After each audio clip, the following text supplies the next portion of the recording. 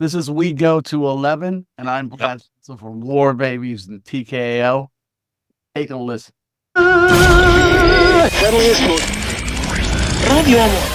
Why don't you just make 10 louder and make 10 be the top number and make that a little louder? These go to 11. Thank you for your time. I know a huge War Babies fan and TKO. So TKO fan from way back when. Although I could discover TKO towards the tail end because I think you guys broke up in like '86, right? Yeah, thereabouts. So I don't think I came across TKO until about '85. So more on the tail end of things, but That still, was the tail end. yeah. But still a great band. I mean, out in Northwest, I think you've been a part of some well-known projects, bands. The one we're talking about today is War Babies, though, because that came after TKO. So give us a little bit of background as to when the formation of War Babies actually started to kind of pick up steam. Well, funny you should ask that. We're putting together the liner notes. Mhm. And so between the guitar player, Tommy, and myself, it's like you have to dig way back and, to get the facts straight. It started, I think, in '88 with Tommy, Rich, and Guy.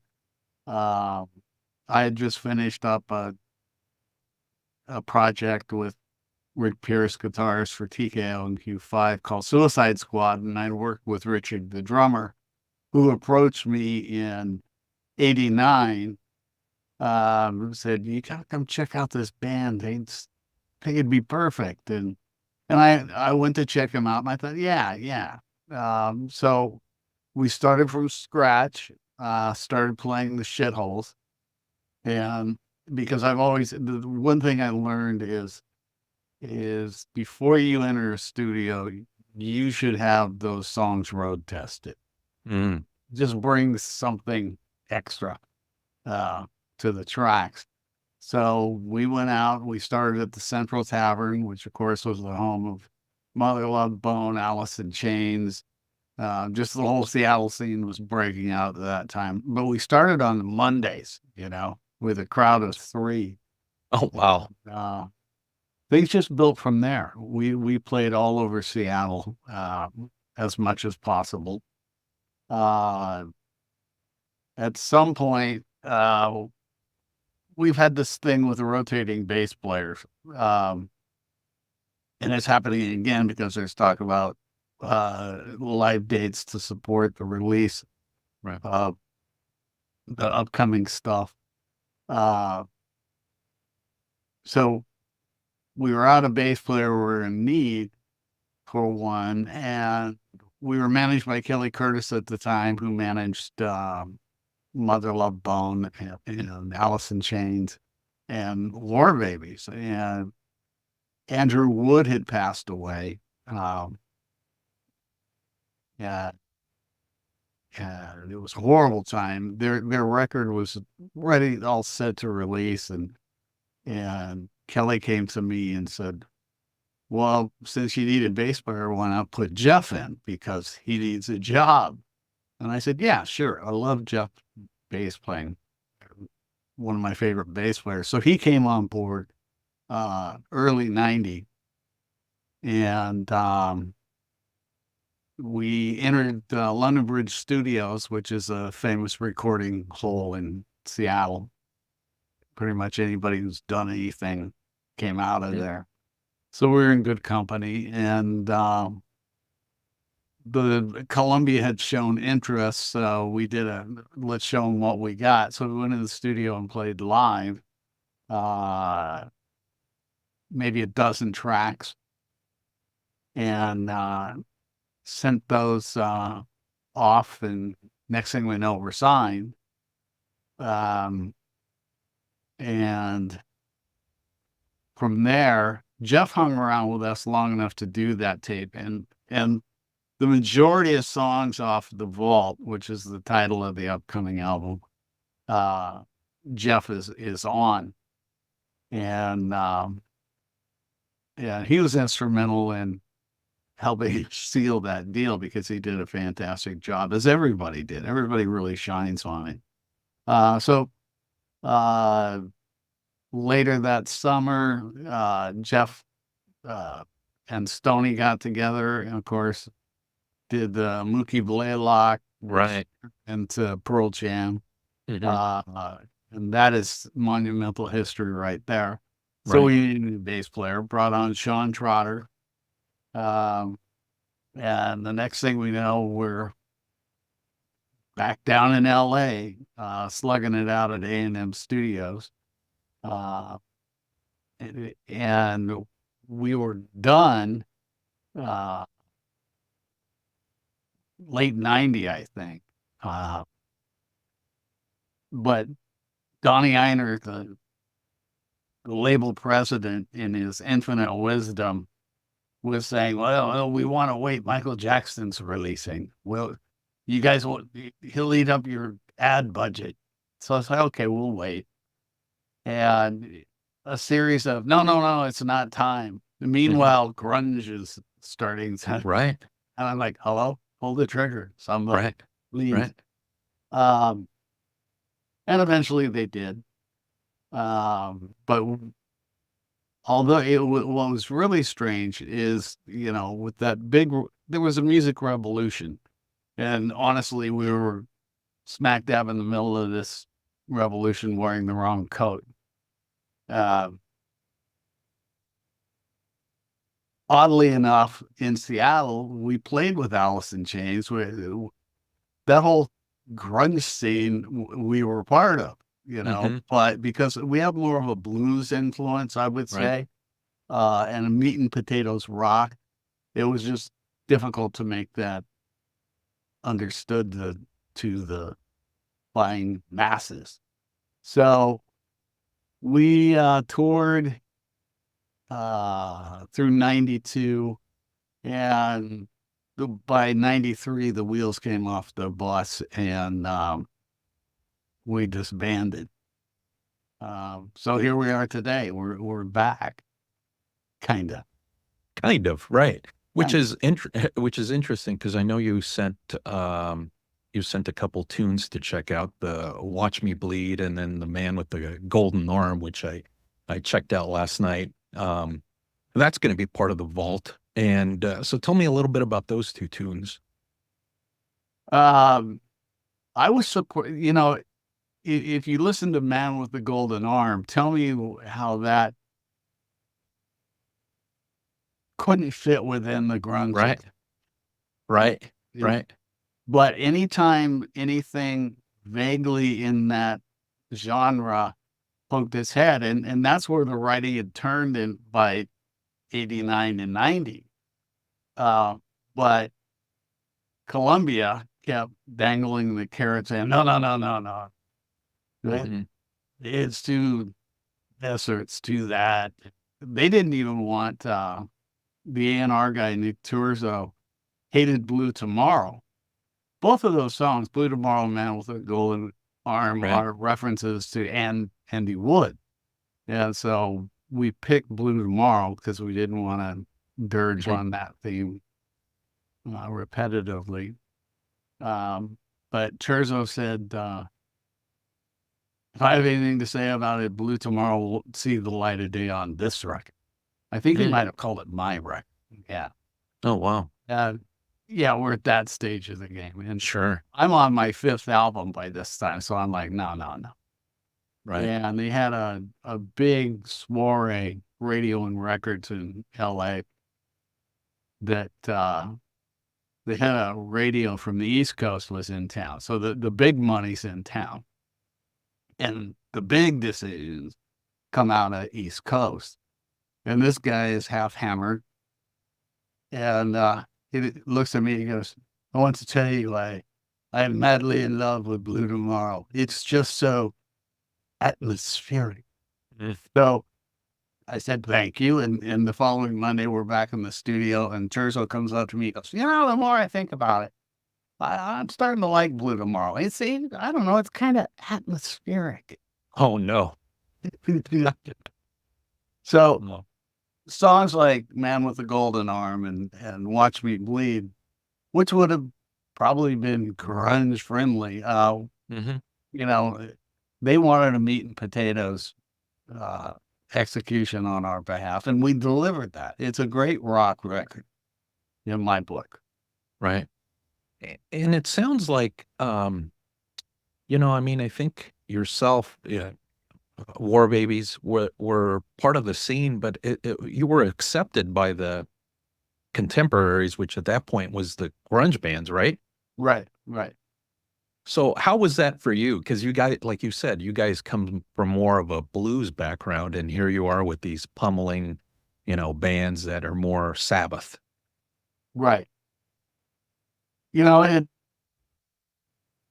it's just one of those things you had to be there to go, what the hell is this? It had Seattle made the decisions, we would have been in the catbird seat, but Yeah.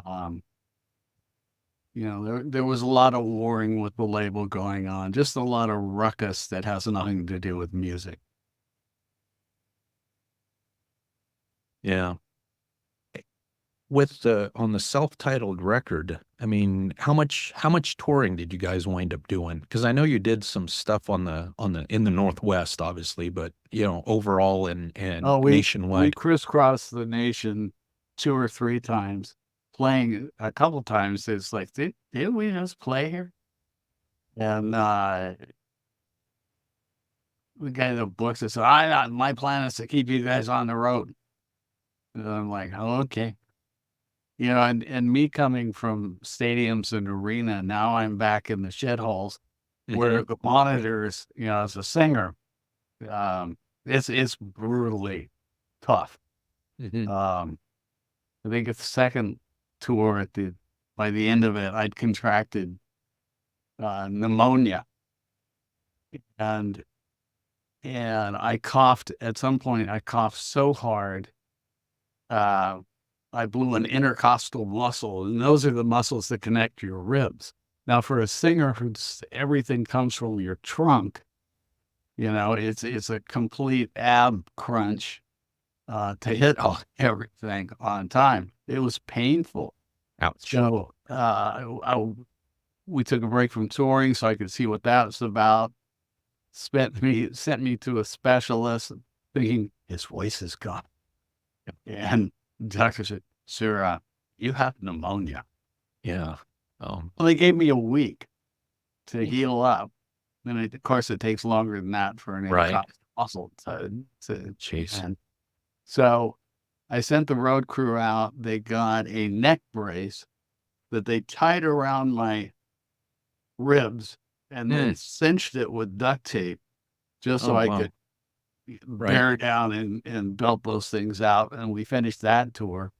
The final dates, we did Rock the Environment at the Gorge in Washington State with Hart and Ann and Nancy and Queensryche, which was one of my favorite shows. Donnie Iyer had a commitment, radio had a commitment with a second string FM station, but KSW was seriously running us in hot rotation. And they offered us the slot where Einer had come up with, "You'll play the Mural Amphitheater at the base of the Space Needle." I'm like, hell no. So we rioted, and that didn't make friends with Einer. Einer is not one of my favorites. He's the guy who fired Johnny Cash. So enough said there. Yeah. But at the end of this Rock the Environment, we did a finale with Queensryche as the backing band, Jeff Tate, Ann and I singing Revolution by the Beatles. And,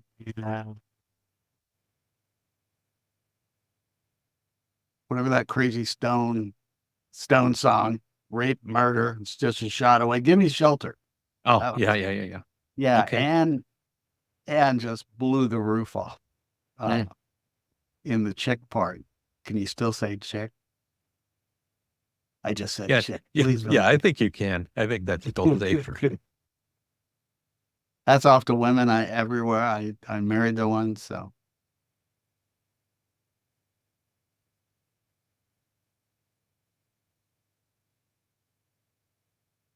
I lost your audio.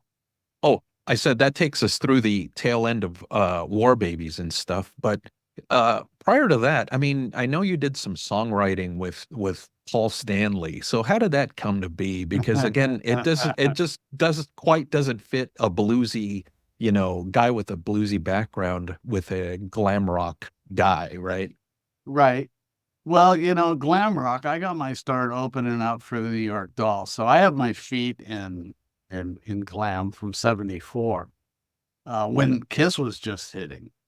And so I was never really a big Kiss fan. There were other fish in the sea for me, but everybody else in the band has got a good 8 to 12 years behind me.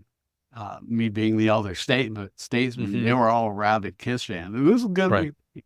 And I thought, it's worth taking a poke at. Tommy had written "Hang Me Up" with Paul, and that worked out really well. So I showed up to his house in the Hollywood Hills, and I was late due to traffic. LA, imagine that. And he was pissed off because I had upset his schedule with his personal trainer. And so, it's a little awkward working with somebody who's already pissed off. Right.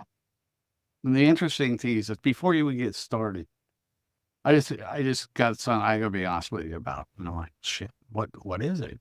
He said, it's your boots. Nobody's wearing cowboy boots anymore. That's so yesterday.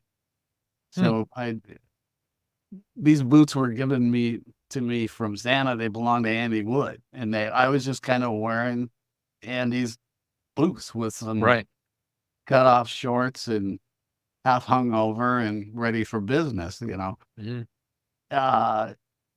So there's the atmosphere you're starting with. We just sit down with a couple of acoustics. How about this? How about that?